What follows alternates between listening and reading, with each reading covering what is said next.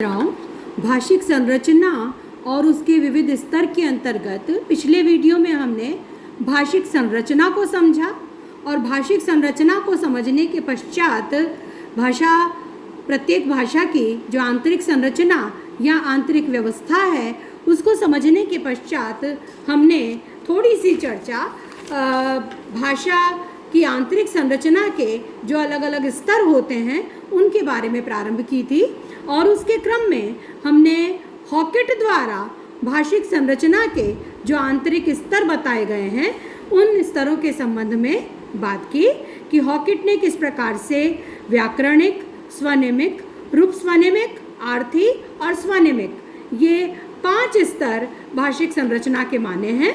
इसके बाद आइए अब हम इस चर्चा को आगे बढ़ाते हुए भाषिक संरचना के स्तरों को समझने का प्रयास करते हैं। सामान्यतः भाषिक संरचना के 5 स्तर माने जाते हैं: वाक्य, रूप, शब्द, ध्वनि और अर्थ। ये 5 स्तर प्रत्येक भाषा की संरचना के माने जा सकते हैं। कुछ विद्वान वाक्य, रूप, ध्वनि और अर्थ में ये 4 स्तर ही स्वीकार करते हैं। वे वाक्य, रूप, ध्वनि और अर्थ वे शब्द को छोड़ देते हैं क्योंकि उनका मानना है कि शब्द रूप में ही समाहित हो जाते हैं। रूप क्या होता है? शब्द में जब कारक चिन्ह जुड़ जाता है तो वो रूप बन जाता है, शब्द का पद बन जाता है। संस्कृत में हम उन्हें पद या रूप कहते थे, जिन्हें हम याद करते थे। संस्कृत भाषा जब हम पढ़ते हैं तो हमें रूप उसके समझने होते हैं, जानने होते हैं, रूप याद भी करने होते हैं। तो कारक चिन्ह जुड़ करके जो शब्द का पद बनता है, शब्द से पद बन जाता है या उसे रूप कहा जाता है। तो इसलिए कुछ विद्वानों ने यह माना है कि रूप में शब्द समाहित हो जाते हैं, इसलिए शब्द की अलग से आवश्यकता नहीं है। डॉक्टर भोलानाथ तिवारी जो भाषा वैज्ञानिक हैं, उनके अनुसार भाषिक संरचना के मुख्य स्तर मूलतः 4 हैं। क्या क्या? प्रोक्ति स्तर, व्याकरणिक स्तर, ध्वनि स्तर तथा अर्थ स्तर। स्पष्टता के लिए व्याकरणिक स्तर में वाक्य तथा रूप 2 भाग किए जा सकते हैं। व्याकरण में दोनों बातें आ जाती हैं, वाक्य भी आ जाएगा, रूप भी आ जाएगा। इस प्रकार से ये स्तर 5 हो जाते हैं: प्रोक्ति, वाक्य, रूप, ध्वनि और अर्थ। इनमें रूप शब्द या धातु में कारक चिन्ह जोड़ने पर बनते हैं। शब्द के भी रूप होते हैं और धातु क्रिया के भी रूप होते हैं। और वो बनते कैसे हैं? कारक चिन्ह जोड़ने पर शब्द में। तो अतः शब्द को भी एक अलग स्तर माना जा सकता है। इस रूप में शब्द को भी एक अलग स्तर माना गया। इस प्रकार भाषिक संरचना के 6 स्तर माने जा सकते हैं: अर्थ, प्रोक्ति, वाक्य, रूप, शब्द और ध्वनि। ये 6 स्तर जो भोलानाथ तिवारी हैं वो सिद्ध करते हैं। भाषा की दृष्टि से देखें, अब हम इसे यूँ समझ सकते हैं कि ध्वनि से शब्द बना, ध्वनियों के मेल से ही तो शब्द बनते हैं। हम बीच बीच में कहीं कहीं पर चर्चा आई है तो हमने शब्द में ध्वनि क्या होती है, अक्षर नहीं ध्वनि की बात कर रहे हैं, तो उन ध्वनियों को समझने का प्रयास किया है।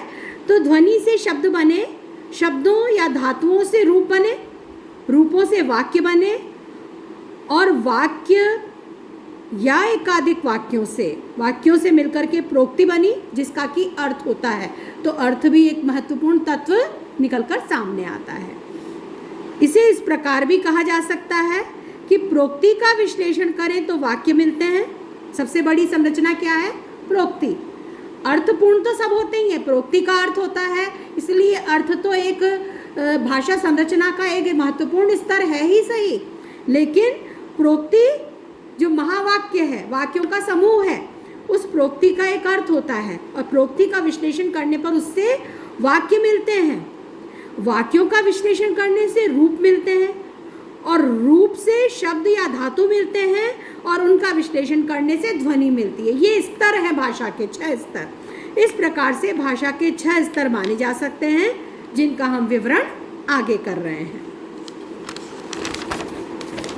तो सबसे पहले स्तर के रूप में हम अर्थ को ले सकते हैं।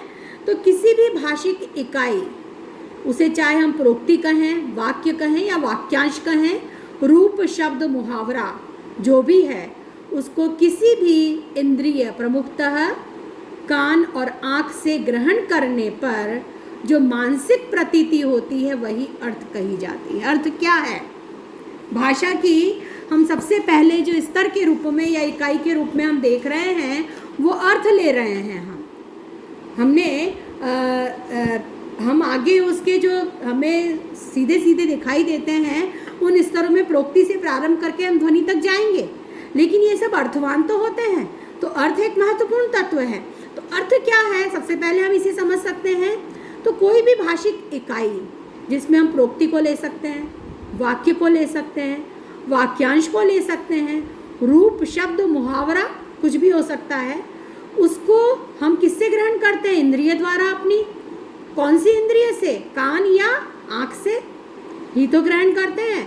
तो उससे ग्रहण करने पर, यानी कान से सुनने पर या आँख से पढ़ने पर जो मानसिक प्रतीति होती है, हमारे मानस पर उसका जो प्रभाव पड़ता है, जो असर पड़ता है, वही तो उसका अर्थ है। तो जो मानसिक प्रतीति हमें उससे होती है वो अर्थ कही जाती है। तो भाषा का मूलभूत कार्य है अर्थ की अभिव्यक्ति। मान लीजिए किसी ने हमसे कहा कि देखो ये बीमार हो गया है, जाओ जल्दी डॉक्टर को बुला कर लाओ। तो ये एक महावाक्य कहा जा सकता है, वाक्यों का समूह है। लेकिन यहाँ पर हमने जो ये सुना है वह सुनकर जो मानसिक प्रतीति होगी, हमें उसकी अर्थ की अनुभूति हो जाएगी कि यह बीमार है और मुझे डॉक्टर को बुला कर लाना है। तो ये मानसिक प्रतीति जो हुई सुनने वाले के मानस पर, वो उसका अर्थ है।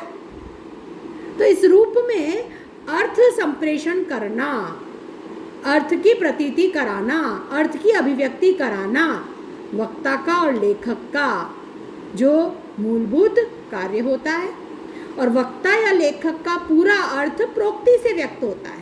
जो वाक्यों का सामूहिक रूप है वो प्रोक्ति है।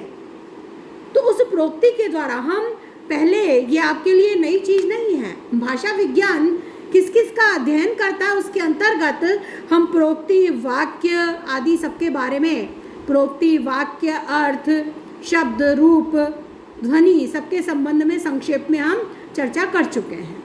भाषा विज्ञान के अध्ययन के क्षेत्र, तो प्रमुख क्षेत्रों के अंतर्गत हमने इनको लिया और फिर गौण क्षेत्र भी कुछ लिए थे, तो वो आप पहले पढ़ चुके हैं। तो इसलिए ये आपके लिए नई बात नहीं है, सर्वथा नहीं है। तो भाषा के जो अलग अलग स्तर हैं इन सब का अध्ययन कौन करता है? भाषा विज्ञान करता है। वो अलग अलग स्तर क्या है उन्हें भी हमें जानना चाहिए। तो भाषा की संरचना कैसी होती है, उसके अलग अलग स्तर कौन कौन से हैं, उन्हें भी जानना आवश्यक है, तब उन्हें समझ रहे हैं। तो इसमें सबसे पहले हमने लिया है अर्थ। तो पूरा अर्थ है वो प्रोक्ति द्वारा व्यक्त होता है, और प्रोक्ति के भीतर प्रत्येक वाक्य, वाक्य के भीतर प्रत्येक रूप, रूप के भीतर प्रत्येक शब्द और धातु तथा कारक चिन्ह और प्रत्यय का अपना अर्थ होता है। क्योंकि शब्द के भी रूप बनते हैं कारक चिन्ह जुड़ करके, और कारक चिन्ह जुड़ करके रूप बनते हैं। उसके माध्यम से हमें उनका स्वरूप पता चलता है कि वो कर्ता है या कर्म है। पहले हम उदाहरण के द्वारा इसको अच्छी तरह समझ चुके हैं। एक ही शब्द कैसे कारक चिन्ह परिवर्तित होने पर और स्थान परिवर्तित होने पर कर्ता से कर्म बन जाता है, ये हम देख चुके हैं। तो इस प्रकार से इन सब का भी अपना अर्थ होता है। इस प्रकार अर्थ भाषा का महत्वपूर्ण स्तर या इकाई कहा जा सकता है, और इसी आधार पर अन्य स्तरों का चयन करते हुए वक्ता बोलता है तथा लेखक लिखता है। तो जो बोला जा रहा है, जो लिखा जा रहा है, वह सार्थक होना आवश्यक है। एक अगला जो स्तर है भाषा का वह है प्रोक्ति। अर्थ के पश्चात दूसरा महत्वपूर्ण स्तर आता है प्रोक्ति। हम क्रमशः एक एक करके, प्रोक्ति से फिर हमें वाक्य, वाक्य से हमें उसके रूप मिलते हैं, रूप से शब्द मिलते हैं और शब्द से ध्वनियाँ मिलती हैं। तो क्रमशः क्रमबद्ध रूप में ही हम आगे बढ़ेंगे। तो सबसे बड़ा जो स्वरूप है भाषा संरचना का, जो सबसे बड़ा स्तर है वह है प्रोक्ति। तो किसी बात को कहने के लिए प्रयुक्त वाक्यों के समुच्चय को प्रोक्ति कहते हैं, जिसे संरचना की दृष्टि से, जिसमें कुछ वाक्य आपस में सुसंबद्ध होकर अर्थ और संरचना की दृष्टि से एक इकाई बन जाते हैं। कुछ वाक्य जुड़ करके एक बात कहते हैं, मिलकर के सामूहिक रूप से सुसंबद्ध होकर के वो संरचना की दृष्टि से एक इकाई बन जाते हैं, उसे प्रोक्ति कहा जाता है। प्राचीन भारत में प्रोक्ति के लिए महावाक्य शब्द का प्रयोग प्रचलित था। प्रोक्ति वक्ता या लेखक के संपूर्ण मंतव्य को व्यक्त करने वाली भाषिक संरचना की महत्वपूर्ण इकाई है। तो सबसे बड़ी जो इकाई है, सबसे बड़ा जो स्तर है संरचना का या इकाई है, वह प्रोक्ति है, जिसमें कुछ वाक्यों का समुच्चय होता है। वाक्य सुसंबद्ध होकर एक अर्थ संरचना बनाते हैं, एक विशेष अर्थ प्रकट करने वाली इकाई बन जाते हैं, वह प्रोक्ति है। और प्रोक्ति इस दृष्टि से भाषा संरचना की एक महत्वपूर्ण इकाई है, महत्वपूर्ण स्तर है। तो अन्य स्तरों की जानकारी हम अगले वीडियोस में प्राप्त करेंगे।